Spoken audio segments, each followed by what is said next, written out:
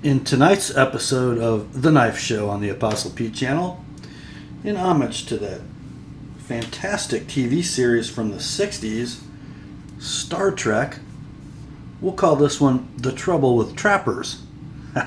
Enzo Trappers. They're multiplying. Stay tuned, guys.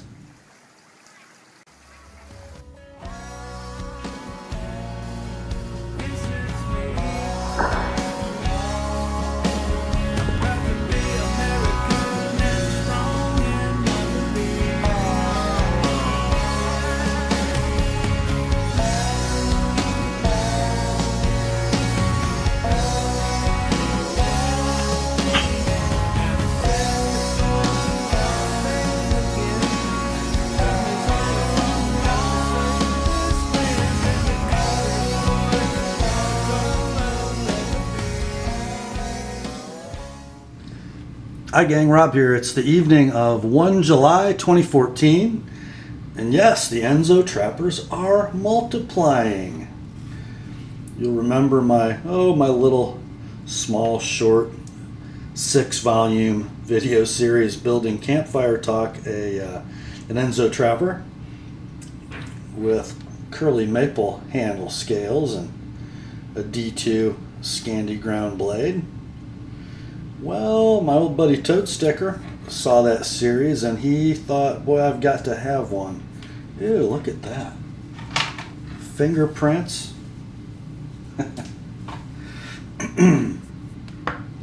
So, he sort of ordered himself one. Yes, he did. So what started as me doing a really cool favor or an exchange of favors between friends has now turned into knife making, sort of, at least fine-tuning and assembling kit knives. I'm starting to really develop kind of an affinity for these Enzo Trappers. Not that I prefer the Scandi grind. As you can see, I don't prefer it so much that I like to put a polished micro bevel on mine. But I like the size of the knife. It's a little under a 4-inch blade and a handle that's just big enough for the hand. Just big enough. Great little bushcraft knife. Sturdily built from, 4mm, I suppose, D2 stock, or 01 or N690 or 12C27. The two that I've done so far are both D2. Now this knife here did not come as a kit. I purchased this, I sourced all the parts myself for Toadstkr, who by the way is my very first paying customer for a knife that I built, which I guess this is kind of an important day, because I intend to do more of that, well beyond buying finished heat-treated blade blanks and attaching handles to them. But that's what I did in this case. And Toadstkr picked blue G10, and he picked red liners, and he was a little torn between brass pins or stainless pins. I just thought stainless would go better with the knife, so I suggested that and he agreed. The contour of the handle on this one is much like the knife I built for Campfiretalk. A prominent palm swell tapered at both ends. And just as Campfiretalk's knife did, it's a little bit tailored to Toadstkr's hand. He is a right-hander, so the right side scale has just a little more palm swell than the left. Toadstkr, however, did opt for the more standard Enzo Trapper profile at the front of the handle. So just a straight taper from the palm swell on both sides, terminating in that very gentle radius, a handle that terminates pretty close to the end of the ricasso. So there's really no wrapping the thumb over the end of the handle like there was on Campfiretalk's knife, the thumb is going to rest right at the edge of the handle scale. So really only one grip choice for the hammer grip on this knife. But that's the way he wanted it. I suppose I can take it or leave it either way. I think in general my symmetry came out pretty good. My hand rubbed satin came out pretty well. It sort of surprised me a little bit. These D2 blanks are, well, they're bead blasted, as you guys will remember from the last video series, from the factory or from the supplier. I thought, oh, it'll be no big deal. I'll get that bead blasted finish, sand it off there. And this is a freehand satin, by the way. And we'll be rolling. We'll be in like flint. Well, a funny thing happened on the way to the satin. Turns out these knives are surface ground. Looks like on a Blanchard grinder from the factory, and that bead blast sort of masks that Blanchard grind pattern. But it was pretty deep. Those scratches from surface grinding were pretty deep, and I had to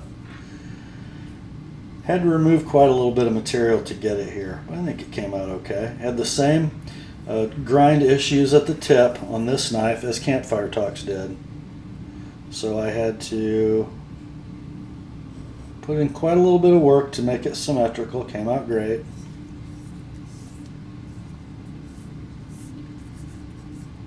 My protruding pins are a little better on this knife than they were on Campfiretalk's. I did more work against the platen on the belt sander and less hand work, which sort of forces the G10 and the pin to be in the same plane. A little bit elevated over here on the left side front pin. My satin isn't perfect on the tang. It's kind of tough to do on the underside because my little small drum sander on my Dremel doesn't leave a very precise finish, and it's hard in D2. It's kind of hard to fix it by hand, but came out pretty nice. Didn't have any of the liner issues on this knife that I did on Camp's knife. It's dead smooth all the way across, no matter where you feel it. I think Toadstkr's color choice really looks awesome. Well, how about that? It's almost red, white, and blue, isn't it? Just a few days before Independence Day. In fact, if I put this in the mail tomorrow on Wednesday, it'll make it to Washington State by the weekend, and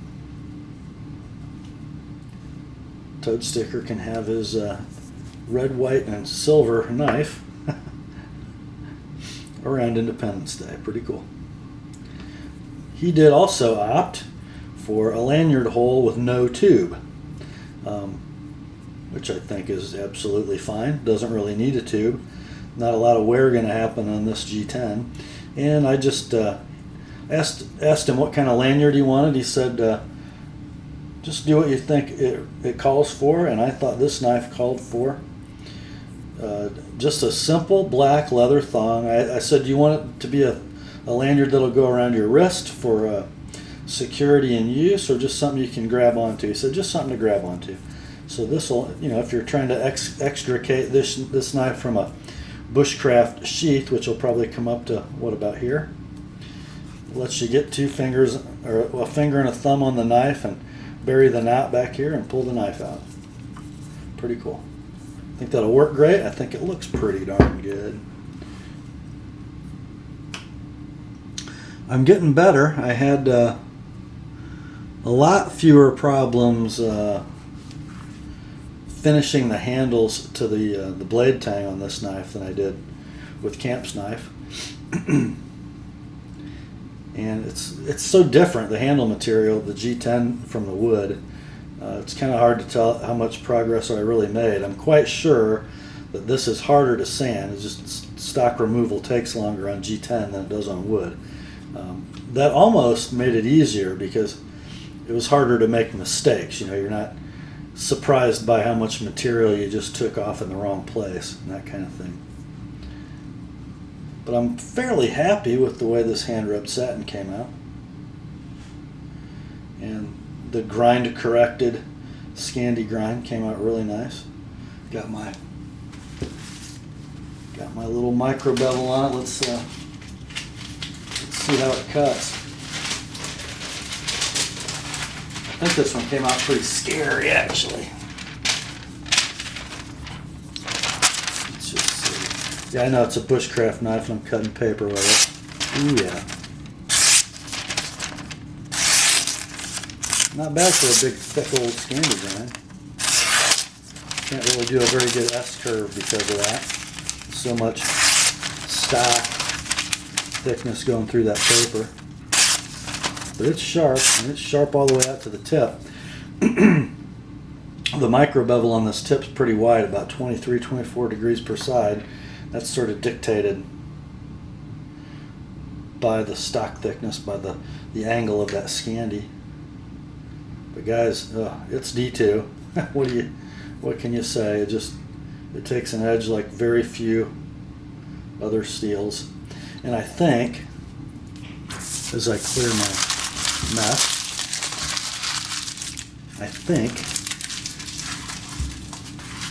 with this satin finish, and this is the reason I did it, with the satin finish, this D2 at 11 or 12% chromium should be able to hold up without too much of a rust problem in Toadstkr's coastal Washington state climate. I was just afraid that bead blast was going to spot and rust on him, so that's why I went to the hand rubbed satin. And Toadstkr will flat use this knife for its intended purpose. He is in the woods all the time, and he is a bushcrafter. So, as my first paying customer, so to speak, he's going to give me a workout. I hope he's happy with the result. I sure enjoyed making it. Man, the more I hold this and the more I look at it, the less I want to put it in a box. Oh, I just love that draw cut grip. Love it. Pretty cool little knives. And even with my limited and rather novice skills, I sure like the ones I hand build more than the ones you can buy from a website or a catalog already done. You can put so much more effort and nuance into the handle. Just love it. Well, hey guys, let me know what you think. Am I getting better or am I getting worse? It is all part of a master plan. You know, I'm 48 years old now. I'm not going to be going to work for somebody else too many more years, and I'd kind of like to have something to fall back on when it's time to hang up the desk plate at the car dealership. Putter around in my basement, make you guys some cutlery. So I'm learning a new trick at a rather advanced age. Hopefully, God willing and the creek don't rise, I'll be able to show you folks in the coming months, certainly within the year, made from scratch custom knives from the TheApostleP knife service. I'm kind of looking forward to that. Hope you are too. That's all for this one. Grace to you and peace, my friends, from God our Father and the Lord Jesus Christ. And remember, the Word and Toadstkr's Enzo Trapper are sharp.